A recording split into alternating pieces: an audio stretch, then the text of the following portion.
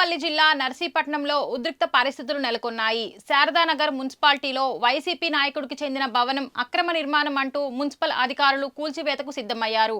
ఈ నేపథ్యంలో మాజీ ఎమ్మెల్యే ఉమాశంకర్ గణేష్ ఘటనా స్థలానికి చేరుకున్నారు. ఎటువంటి అవాంఛనీయ సంఘటనలు జరగకుండా పోలీసులు భారీ ఎత్తున బందోబస్తు ఏర్పాటు చేశారు. స్పీకర్ అయ్యప్పన్నపై వైసీపీ నేత కర్రీ శ్రీనివాస్ సంచలన వ్యాఖ్యలు చేశారు. నన్ను చంపేయండి లేదా మిమ్మల్ని చంపేస్తాను అంటూ స్పీకర్ పై సంచలన వ్యాఖ్యలు చేశారు. నా కుటుంబాన్ని బాధపెట్టాం, నా కుటుంబాన్ని బాధపెట్టేందుకు నాకు అతనికి ఉంటే నాతో రమ్మనండి, కనపడండి, నన్ను చంపేమని లేకపోతే నేనైనా చంపేస్తున్నాయండి. కుటుంబాన్ని ఎందుకండి పాడు చేయడం? ఎవరి దగ్గర కొన్నారు బిల్డింగ్? ఎవరి బిల్డింగ్? వాళ్ళ బిల్డింగ్ వాళ్ళ దగ్గర కొనుక్కున్నాం. ఆ బిల్డింగ్ ఎందుకు రాలేదండి మీ అందరూ? అది తీరా, అది అది సందర్భం. స్పీకర్కి సీట్లో కూర్చోడం కాదు, రండి ఇక్కడికి వచ్చి కూర్చొని ఇక్కడ నిలబడి మాట్లాడండి, తీర్చండి. మీరు ఎందుకు గెలిపించుకున్నది మిమ్మల్ని? మీకు నాకు కక్ష ఉంటే రండి, నాతో పోరాటం చేయండి.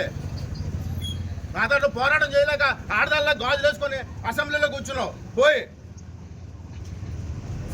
రా, దమ్ముంటే నా ఎదుర్కొంటారా, నాతో మాట్లాడు, నాతో చేయి. అధికారులు ఎందుకు ఇబ్బంది పెడతావు?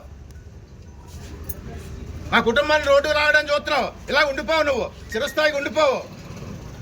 మాకు అవకాశం వస్తే చూస్తాం, కంగారేం పడొద్దు. వదిలేయడం కాదు, ఎలాగో చేస్తామండి. ఆ బిల్డింగ్ తీయమండి, ఆ బిల్డింగ్ తీసి బిల్డింగ్ రండి. అది వాళ్ళ దగ్గర కొనుక్కున్న బిల్డింగ్ ఇది మనం ఏం కట్టింది కాదు.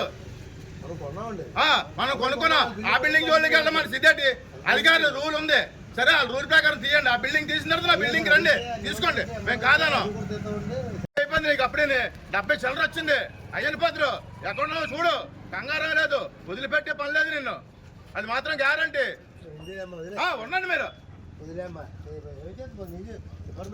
పక్క చేయించాలి కదా ఆయనకి, పక్కది కూడా చేయించమనండి. పక్కదే ఆలు అమ్మితే మీరు కొనుక్కున్నారు. ఈ రోజు నా కుటుంబం కాబట్టి, నా అన్నదమ్ముడు కాబట్టి మీరు తీస్తున్నారు. వాళ్ళు అమ్మనండి, నా ఆస్తులు నా ఆస్తుల మీదకి రమ్మనండి, నా జోలికి రమ్మనండి, చంపేమని లేస్తేనే.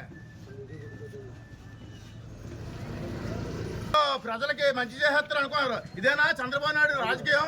ఇదేనా పవన్ కళ్యాణ్ రాజకీయం? మీ అందరూ కలిసి ప్రజల్ని పాడు చేయడానికైనా వచ్చారు అధికారంలోకి. చూస్తున్నారు, ప్రజలు గమనిస్తున్నారు. కంగారు లేదు, తీర్పు మళ్ళీ వస్తుంది, అధికారం వస్తుంది, మళ్ళీ చేయగలం, మేము చేయగలం.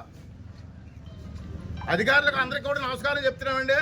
సార్ సహకరించండి సార్, మీకు మేము సహకరిస్తున్నాము, మాకు సహకరించండి. మా బిల్డింగ్ మేము ల్యాబ్ని పెట్టుకున్నాం, ఈరోజు తీయడానికే మేము అనుకుంటాం. 2 రోజులు టైం ఇచ్చి తీయడం కాదు. ఈ రోజు టైం ఇస్తే ఈ రోజు మేము దగ్గరుండి కట్ చేయించుకుంటాం.